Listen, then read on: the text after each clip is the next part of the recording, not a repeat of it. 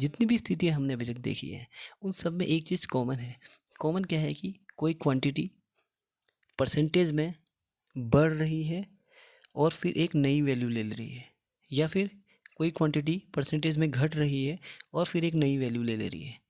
अब main issue ये है कि हमें पता कैसे लगेगा कि अगर वो परसेंटेज इंक्रीज उसमें हो रहा है तो नई वैल्यू उसकी कितनी होगी, या उसमें अगर डिक्रीज़ हो रहा है वो कितनी वैल्यू उसकी होगी। तो इसको निकालने का एक बहुत ही आसान तरीका मैं आपको बताने वाला हूँ, इसीलिए ये वीडियो बना रहा हूँ, तो उसमें ध्यान दीजिएगा। जैसे डायरेक्ट आपको एग्जांपल के थ्रू में कराऊंगा, जिससे बाद में हम लोग उसको जनरलाइज कर लेंगे। तो देखिए, सपोज करते हैं, माना कि इनिशियल वैल्यू आपकी है 10, ओके, और परसेंटेज इंक्रीज सपोज हो रहा है 2% का। ध्यान दीजिएगा। तो इसमें क्या, देखिए, अब आपको बताना है कि जो 10 है इसमें 2% का जब हम इंक्रीज़ करेंगे तो ये फाइनल वैल्यू हमारी कितनी बन जाएगी। जो 10 है ये बढ़ के अब कितना हो जाएगा। तो इसके लिए बहुत शॉर्टकट तरीका क्या है, ध्यान दीजिएगा। जितना भी इंक्रीज़ होगा ना उसको आप 100 में जोड़ लीजिए। जैसे 2% है तो अब ये 102% हो जाएगा। जो भी इसकी इनिशियल वैल्यू रही है उसका ये 102% हो जाएगा। अब तो क्या होगा, 102% ऑफ 10, ये इसकी न्यू वैल्यू हो जाएगी। देखिए कैसा हो जाएगा, ये मल्टीप्लाई करेंगे, इसको कट करेंगे 10 से, तो कुल मिला के हम शिफ्ट करेंगे तो डेसिमल को, तो आ जाएगा 10.2। दैट मीन्स जो इनिशियल वैल्यू 10 थी अब वो 2% बढ़ने के बाद कितनी हो जाएगी, 10.2। बहुत सिंपल है, इसमें हमें कुछ रॉकेट साइंस कुछ नहीं है। जो भी वैल्यू होगी इनिशियल, उसमें जो बढ़ोतरी होगी परसेंटेज में दी हुई, उस परसेंटेज को आप 100 में ऐड कर देंगे तो उतना परसेंट इनिशियल वैल्यू क्या वो हो जाएगा। अब हम सेम कॉन्सेप्ट को एक एग्जांपल और लेके चलते हैं। सपोज़ करते हैं कि आपके पास जो इनिशियल वैल्यू है सपोज़ 20 है, ओके, और उसने बोला है कि आप 5% का आप इंक्रीमेंट कर रहे हो 20 के ऊपर। तो आपको 20 की वैल्यू आप 5% बढ़ने के बाद कितनी हो जाएगी, है ना। तो देखिए 5% बढ़ने का मतलब है कि 105% हो जाएगी। अब वो मैंने बोला था 100 में इसको ऐड कर देंगे तो 105% ऑफ इनिशियल वैल्यू हो जाएगी। तो क्या हो गया देखिएगा, 105% ऑफ इनिशियल वैल्यू मतलब 20, है ना। तो 20 से जब हम इसको कट करेंगे तो 5 टाइम कट हो जाएगा, और 5 से ये कैंसिल होकर कुल मिला के हमारा आंसर आएगा 21। इसका मतलब क्या है कि जो 20 है, 20 जब 5% इंक्रीज़ होगा तो उसकी वैल्यू हो जाएगी 21। तो इससे हम क्या है ना कि डायरेक्ट हम बिना परसेंटेज इंक्रीज़ का अमाउंट निकाले हुए हम टोटल न्यू वैल्यू के पास पहुंच सकते हैं। अब इसका एप्लीकेशन कहाँ पे है ये मैं आपको भी थोड़ी देर में बताऊंगा। उससे पहले हम लोग क्या करेंगे कि परसेंटेज डिक्रीज़ के केस में क्या होता है वो भी हम लोग देख लेंगे एक बार। तो इसका भी हम एग्जाम्पल ले लेते हैं। सपोज़ आपके पास इनिशियल वैल्यू है 20, ओके, और आप चाह रहे हैं कि 5% का हम इसको डिक्रीज़ कर दें। जो 20 है इसको हम 5% डिक्रीज़ कर दें, तो 5% डिक्रीज़ करने के बाद हमारी जो न्यू वैल्यू हो जाएगी 20 की, वो कितनी हो जाएगी ये हम निकालना चाह रहे हैं, है ना। तो इसको निकालने के लिए देखिए बहुत आसान तरीका है। जैसे इंक्रीज़ में हमने 100 में ऐड करा था, डिक्रीज़ में हम 100 में से सब्ट्रैक्ट कर देंगे। तो 100 में से अगर हम 5 को लेस करेंगे 5% को, तो वो बन जाएगा 95%। तो अब जो न्यू वैल्यू होगी वो इनिशियल वैल्यू की 95% रह जाएगी। तो कितनी रह जाएगी, 95% ऑफ 20 रह जाएगी, है ना। तो अब हम इसको जब हम सॉल्व करेंगे तो 5 बार कट हो जाएगा, 5 से हम 95 को डिवाइड करेंगे तो कितना आ जाएगा, 19। तो कुल मिला के क्या मतलब हुआ कि जो 20 है, जो 20 का फिगर है, वो 5% जब डिडक्ट होगा तो उसकी वैल्यू अब 19 रह जाएगी, घट के उसकी वैल्यू रिड्यूस होके 19 रह जाएगी। तो इसको हम एक एग्जांपल और करेंगे तो थोड़ा और क्लियर हो जाएगा। तो नेक्स्ट एग्जांपल हम लेते हैं। सपोज कोई वैल्यू आपको गिवन है 50, मान लेते हैं कोई वैल्यू आपको 50 गिवन है, और इसमें जो परसेंटेज डिक्रीज हो रहा है वो हो रहा है 2% का। 2% का इसमें परसेंटेज डिक्रीज हो रहा है। कहने का मतलब 50 वाली जो वैल्यू है 2% रिड्यूस होकर कितनी बन जाएगी आपको बताना है। जैसे मैंने आपको बताया, जितना भी आप रिड्यूस करोगे परसेंट उसको 100 में से लेस कर देंगे तो कितना हो जाएगा, 100 में से अगर हम 2 लेस करेंगे तो 98 आ जाएगा। इसका मतलब जो न्यू वैल्यू होगी वो इनिशियल वैल्यू की 98% रह जाएगी। That means 98 upon 100 into 50। तो 50 से हम 100 को 2 टाइम कट करेंगे, 2 से 98 को डिवाइड करेंगे तो 49 आ जाएगा। तो कहने का मतलब ये है जो वैल्यू 50 थी अभी वो रिड्यूस होकर कितनी बन जाएगी, 49 बन जाएगी।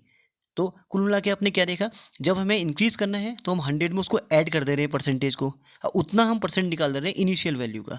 वैसे ही अगर हम डिक्रीज करेंगे तो 100 में से उस परसेंटेज को सब्ट्रैक्ट कर लेंगे और उतना परसेंट जो इनिशियल वैल्यू का है वही हमें फाइनल वैल्यू दे देगा। अब देखते हैं कि हम इसका यूज़ कहाँ पे होता है। इस कॉन्सेप्ट का यूज़ होता है बिजनेस में।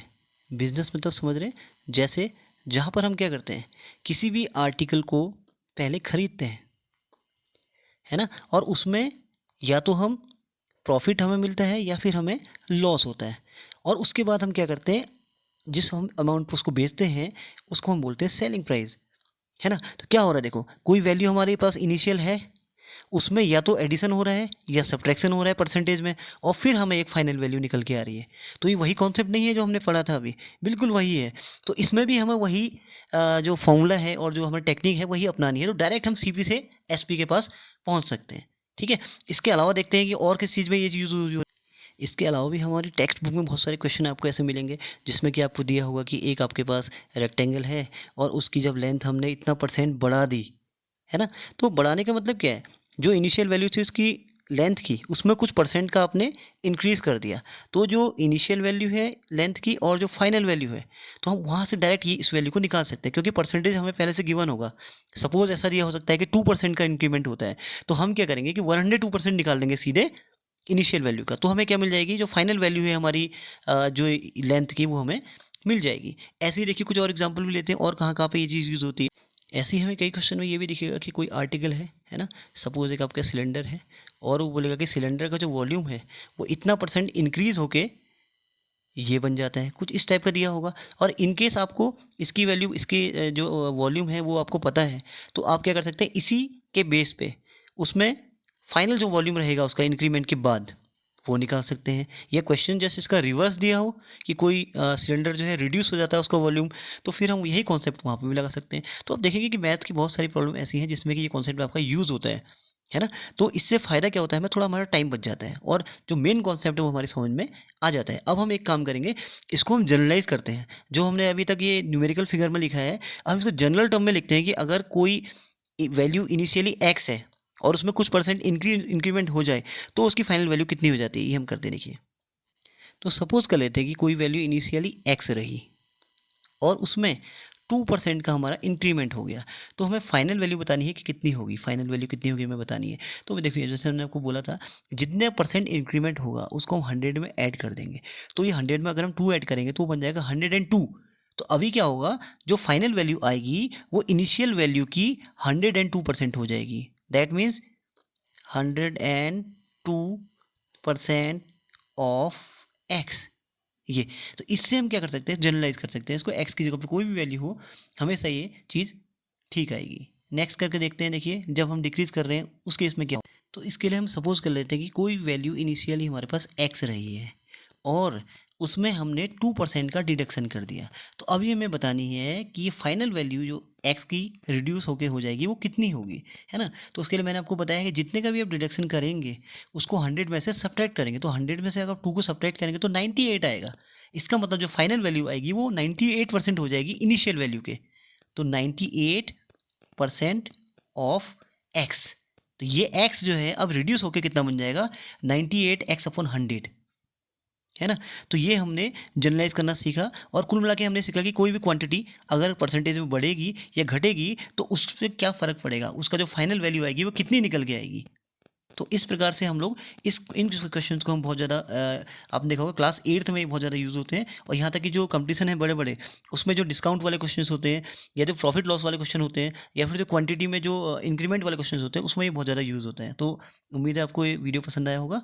तो इसमें जो कॉन्सेप्ट है इसको आप ट्राई कीजिएगा, इससे आपको बहुत आगे जाके प्रॉफिट होने वाला है कंपटीशन में।